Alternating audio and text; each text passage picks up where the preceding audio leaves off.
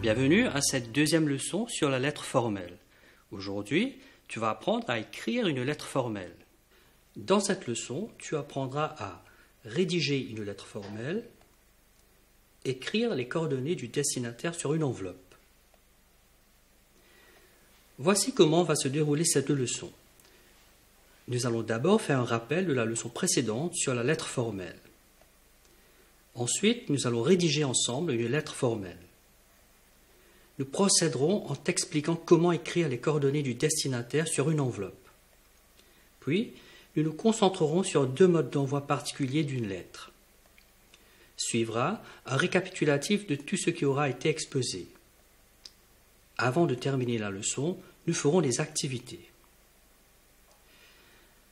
Avant de commencer la leçon d'aujourd'hui, faisons un rappel de ce que tu as appris dans la leçon précédente sur la lettre formelle. Les coordonnées de l'expéditeur se placent en haut à gauche de la page. Cela se fait sur plusieurs lignes. Les coordonnées du destinataire se placent en haut à droite de la page. Cela se fait aussi sur plusieurs lignes. Le lieu et la date d'expédition se placent aussi en haut à droite de la page, mais sous les coordonnées du destinataire. L'objet d'une lettre formelle est le but dans lequel on écrit la lettre. Il se place à gauche de la page et contre la marge de gauche. La formule d'appel est la formule de salutation qui commence une lettre. On la décale légèrement vers la droite. Les formules d'appel les plus courantes sont « Madame » et « Monsieur ». L'introduction est le premier paragraphe de la lettre. L'expéditeur s'y présente et annonce la raison de sa lettre. Dans le corps, on développe la lettre. On consacre une idée par paragraphe. On change de ligne après chaque paragraphe. Avant de signer une lettre formelle, il est impératif d'inclure une formule de politesse.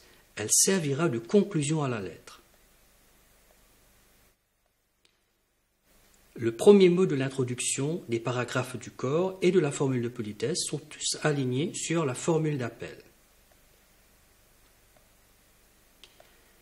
Avant la signature, on peut aussi inclure une formule de clôture comme « bien à vous » et « respectueusement ». À la fin d'une lettre, l'expéditeur appose une vraie signature en bas à droite ou en bas à gauche de la page. L'expéditeur écrit son prénom et son nom, soit au-dessus, soit en dessous de la signature. Commençons la leçon.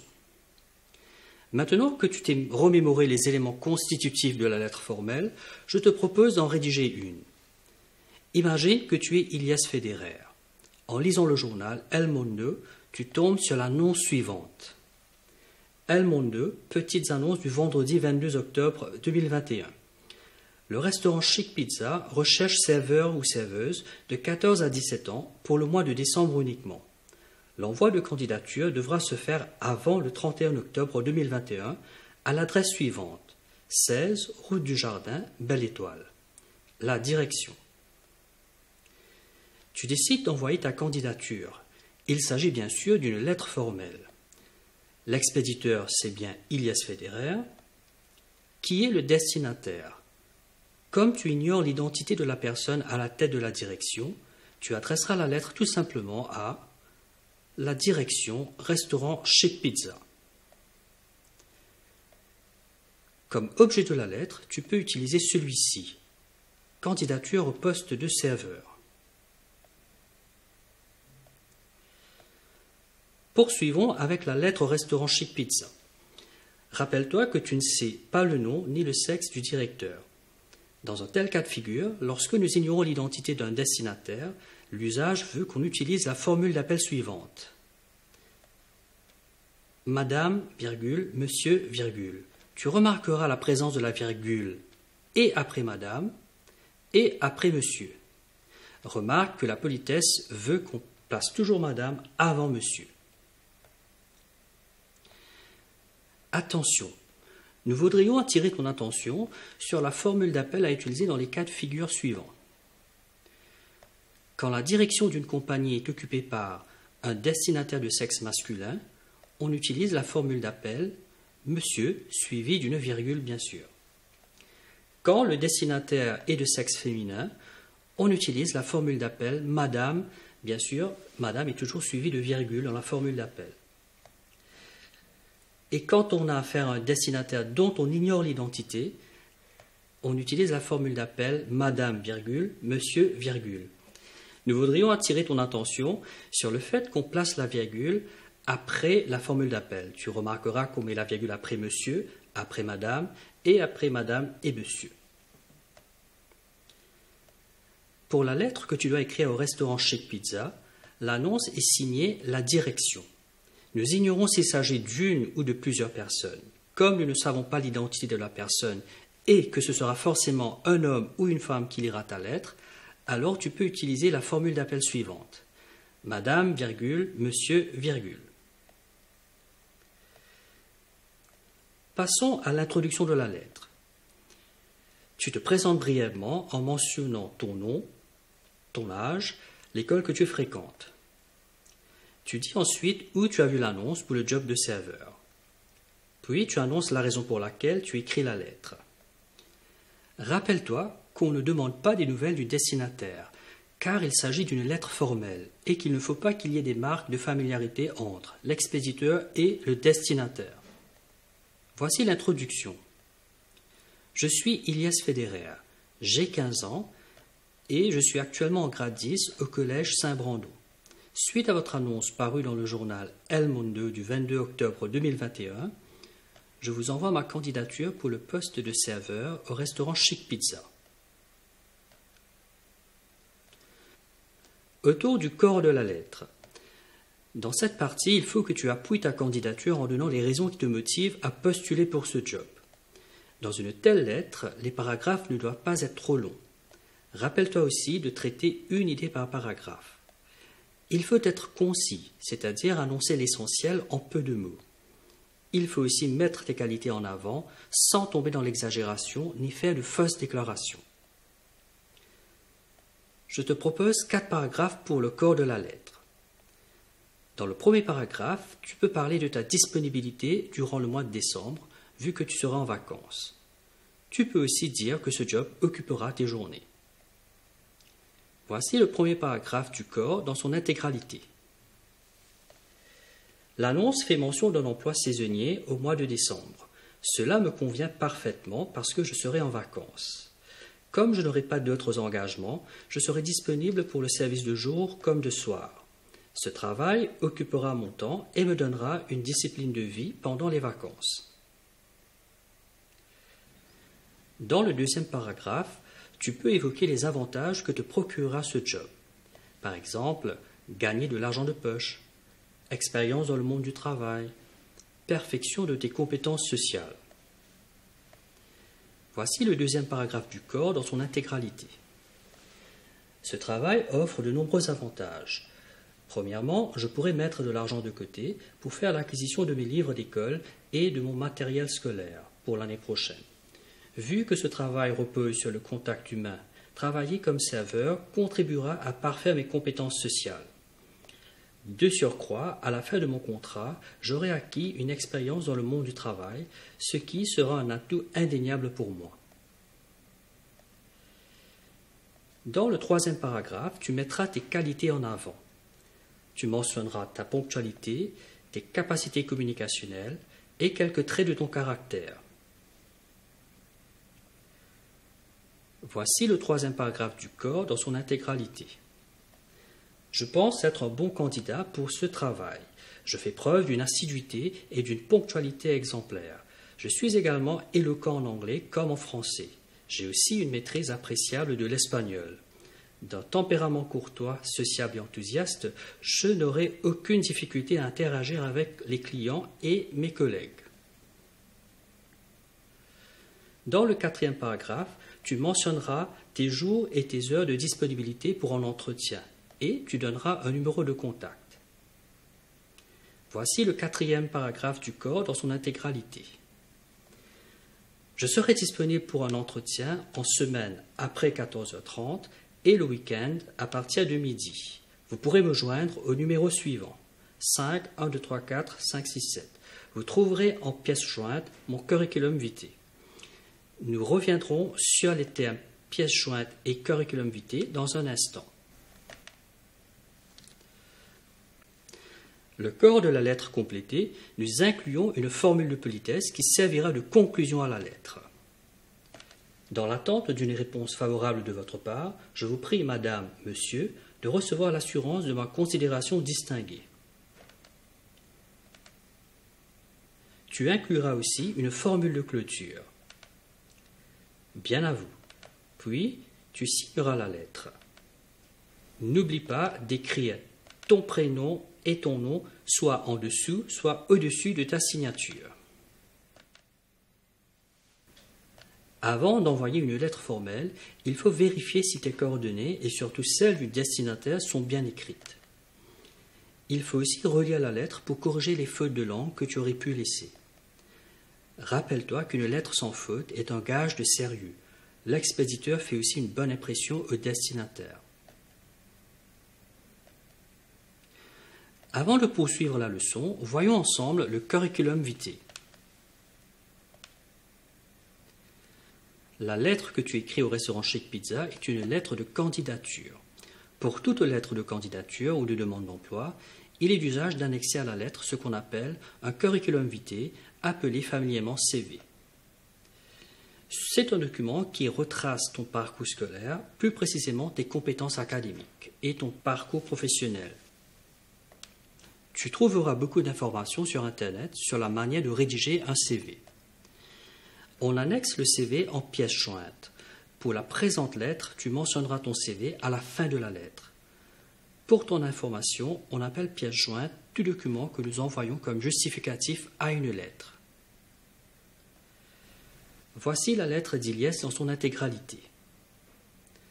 Comme tu peux le voir, tous les éléments de la lettre formelle sont réunis dans cette lettre. Il y a les coordonnées de l'expéditeur, les coordonnées du destinataire,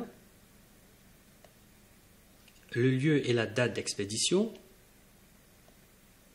l'objet de la lettre, la formule d'appel, l'introduction,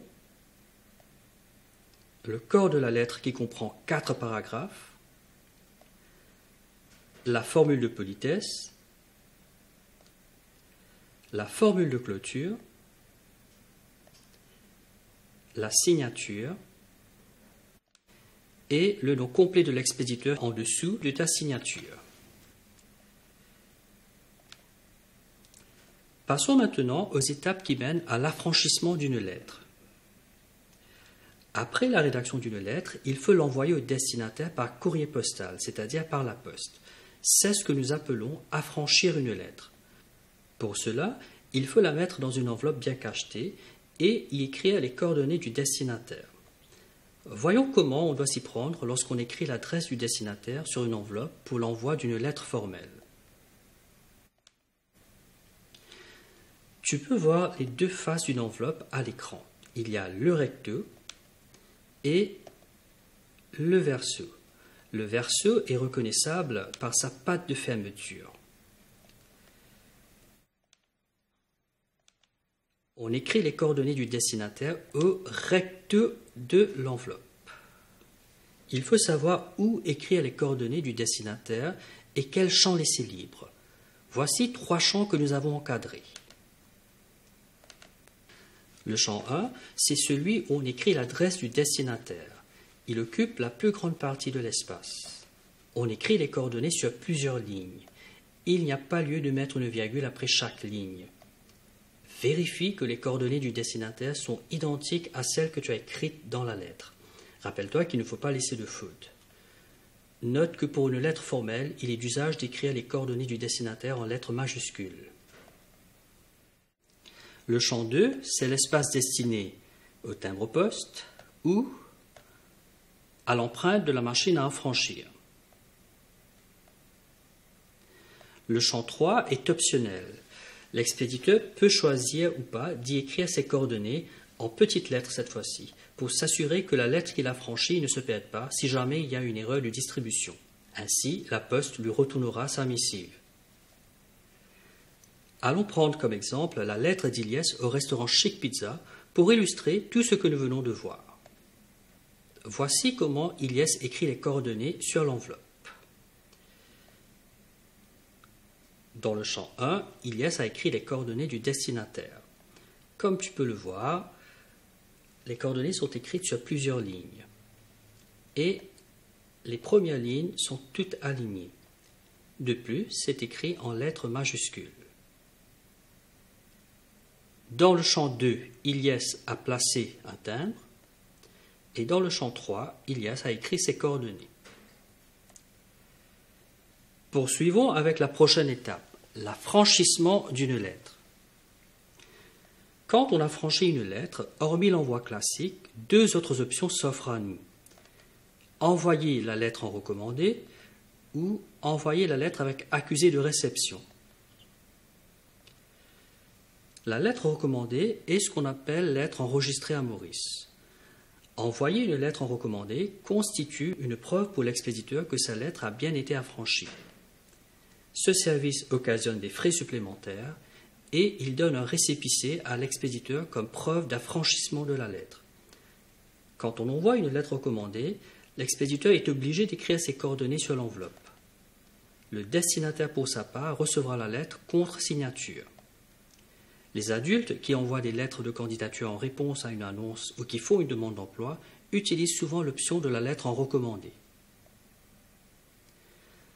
L'option de la lettre envoyée avec accusé de réception occasionne des frais supplémentaires également. Dans ce cas précis, l'expéditeur de la lettre reçoit un récépissé après que le destinataire a reçu sa lettre. L'expéditeur a donc la preuve que le destinataire a bel et bien accusé réception de sa lettre. C'est une pratique de plus en plus courante. Cependant, pour des demandes d'emploi saisonniers, comme tu es encore élève au secondaire, nous ne te conseillons pas d'utiliser cette option. Faisons le point sur ce que nous avons appris au cours de cette leçon.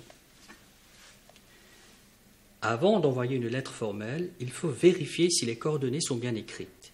Il faut aussi relire la lettre pour corriger d'éventuelles fautes de langue. Le curriculum vitae CV est un document qui retrace le parcours académique et le parcours professionnel d'une personne. On l'annexe en pièce jointe à une lettre de candidature. On écrit les coordonnées du destinataire en lettres majuscules au recto d'une enveloppe. Cela se fait sur plusieurs lignes. Une lettre recommandée est une preuve d'affranchissement de la lettre. Une lettre avec accusé de réception est une preuve que le destinataire a bien reçu la lettre. Avant de terminer cette leçon, faisons quelques activités pour voir si tu as bien compris la leçon. Fais correspondre les éléments de la colonne A à leurs exemples de la colonne B.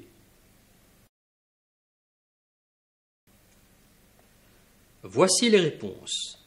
L'objet c'est demande d'emprunt. La formule d'appel c'est Madame. Le lieu et la date d'expédition c'est Cœur-Pipe le 18 juillet 2021. Et la formule de clôture c'est Bien à vous. Poursuivons avec une autre activité. Les étapes de la lettre formelle que tu vois ci-dessous commencent après la date d'expédition. Remets-les dans le bon ordre.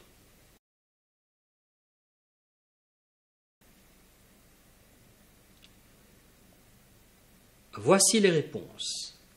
D'abord, on choisit l'objet de la lettre, puis on écrit la formule d'appel, ensuite on rédige l'introduction, après on développe nos idées dans le corps de la lettre, puis on inclut une formule de politesse, et enfin on signe la lettre.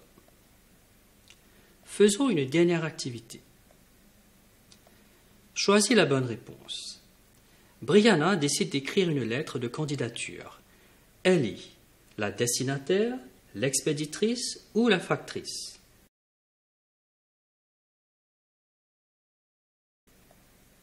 C'est la réponse B, l'expéditrice, vu que c'est elle qui écrit et envoie la lettre. Brianna va envoyer sa lettre de candidature. Dans quel champ doit-elle écrire les coordonnées du destinataire? Le champ A, le champ B ou le champ C? C'est la réponse A, c'est le champ qui occupe la plus grande partie de l'espace. Dans quel paragraphe de la lettre l'expéditeur se présente-t-il? L'introduction, le corps ou la formule de politesse?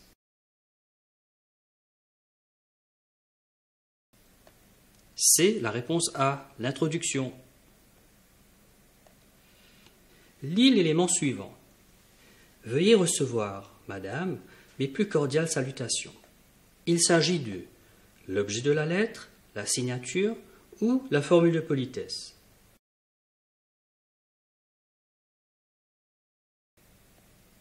C'est la réponse C, la formule de politesse. Envoyer une lettre par courrier postal, c'est abolir une lettre, annuler une lettre ou affranchir une lettre.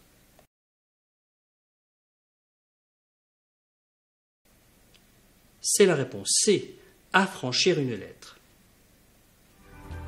Nous sommes arrivés à la fin de notre leçon. Te voilà armé pour écrire une lettre formelle. Je te remercie de ton attention et te dis à bientôt.